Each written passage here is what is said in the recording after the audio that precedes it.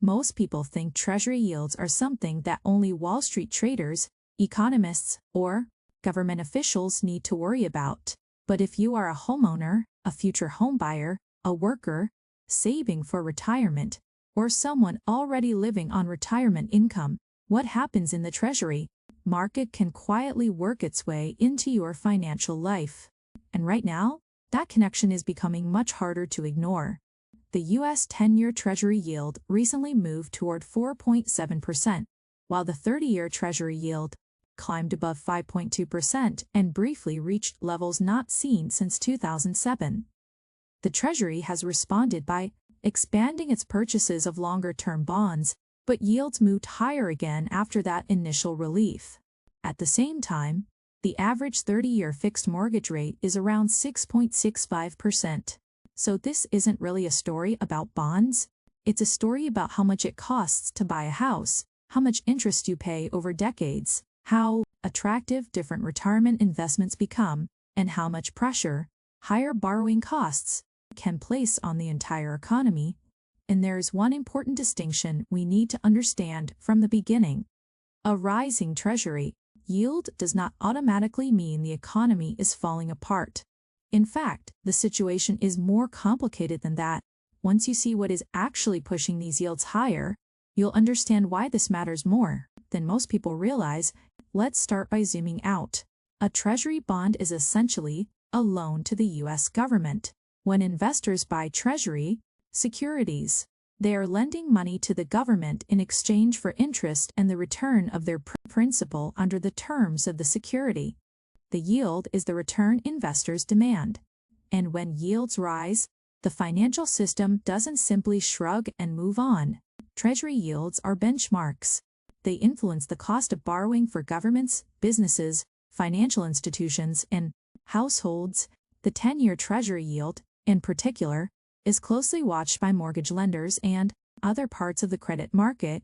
That's why a move in Treasury yields can eventually show up in a mortgage quote. And the important point right now is that the increase in long-term yields isn't being driven by just one factor. Investors are dealing with concerns about inflation, large government borrowing needs, geopolitical uncertainty, the supply of Treasury debt, and questions about how attractive long-term bonds are compared with other investments.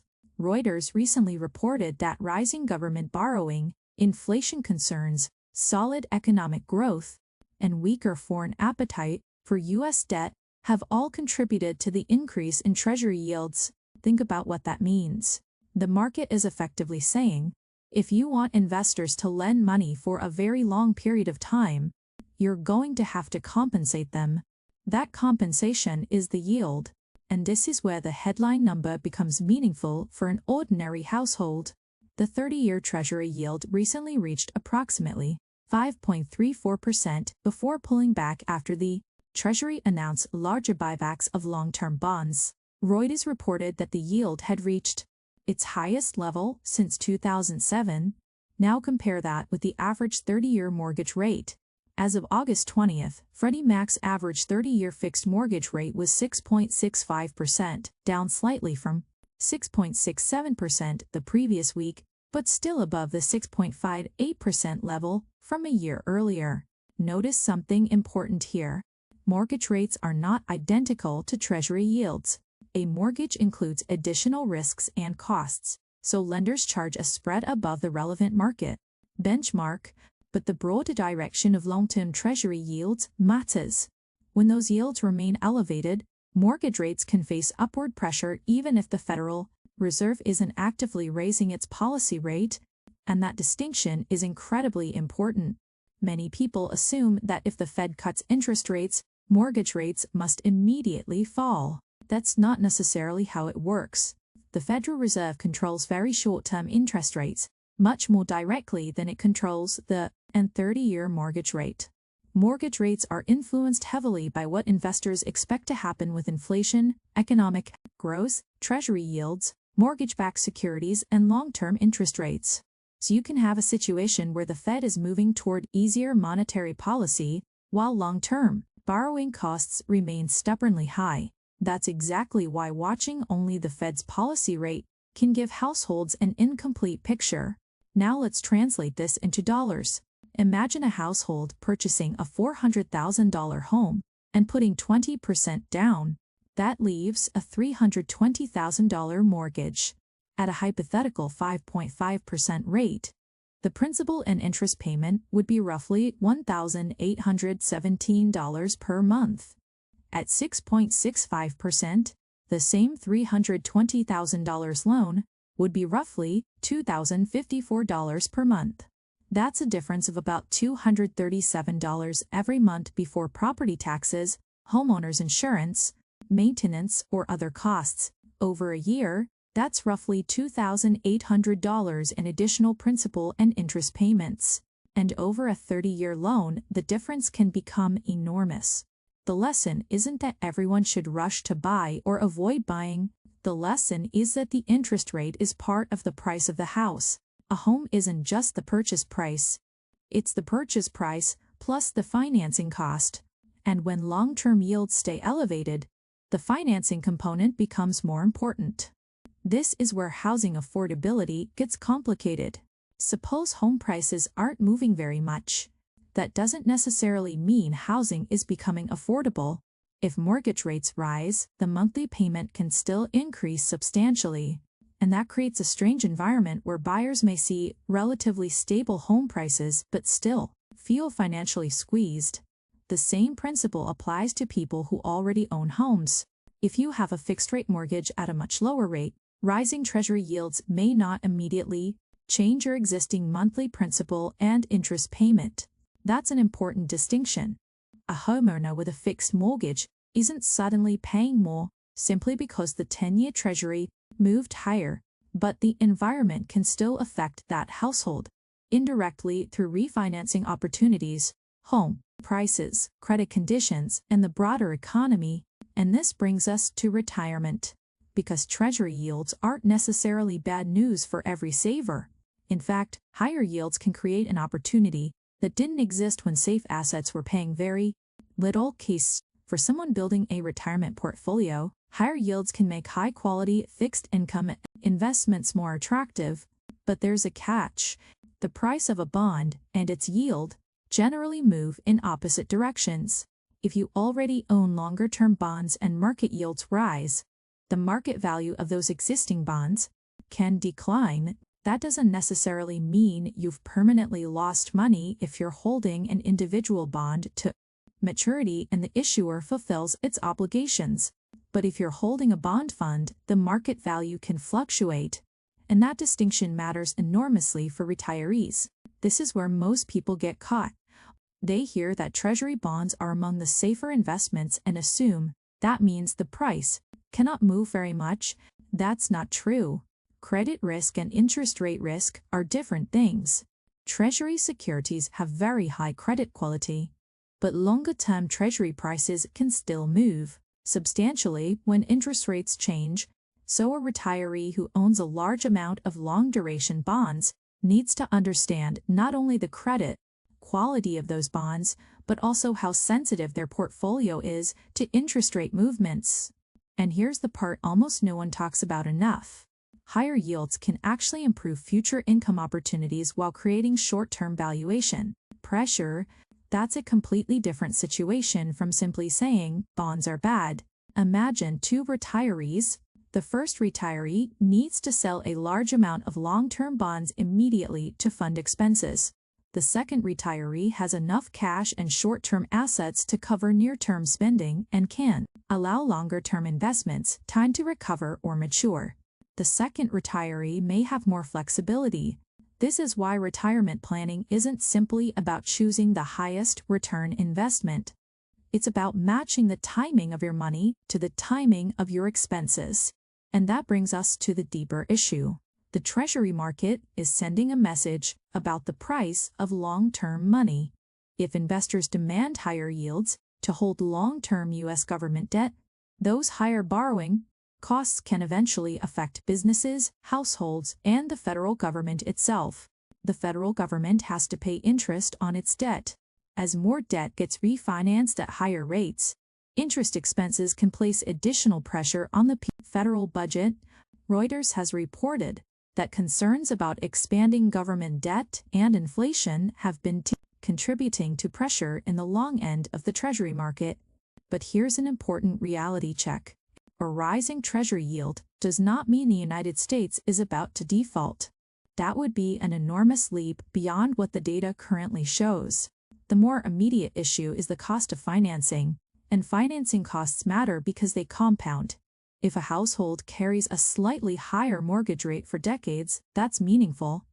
If a company refinances billions of dollars of debt at higher rates, that's meaningful. If the government rolls over enormous amounts of debt at higher interest costs, that's meaningful. 1 percentage point doesn't sound dramatic when you hear it on television, but when that 1 percentage point applies to hundreds of billions or trillions of dollars, the arithmetic changes. Now let's bring this down to the individual level. If you're in your 30s and you're renting, the first lesson isn't that you need to buy a house immediately. It's the opposite. You need to understand what payment you can comfortably afford before falling in love with a purchase price. Don't ask only how much house can I qualify for. Ask how much housing cost can I comfortably carry while continuing to save. Those are two very different questions. If you're in your 40s or 50s and you're behind on retirement savings, higher yields create both a challenge and an opportunity. The challenge is that borrowing costs may remain elevated. The opportunity is that safer fixed income investments can offer more meaningful income than they did during the ultra-low rate era. But the answer isn't to make an extreme bet on either stocks or bonds. The answer is to understand what each part of your portfolio is supposed to accomplish. Growth, income, liquidity, and protection against needing to sell investments at an unfortunate time. If you're approaching retirement, this becomes even more important. Your biggest risk isn't necessarily that the market falls on one particular day. It's that you are forced to sell investments during a downturn because you haven't planned enough. Liquidity for near-term expenses. That's why the concept of a cash flow runway matters.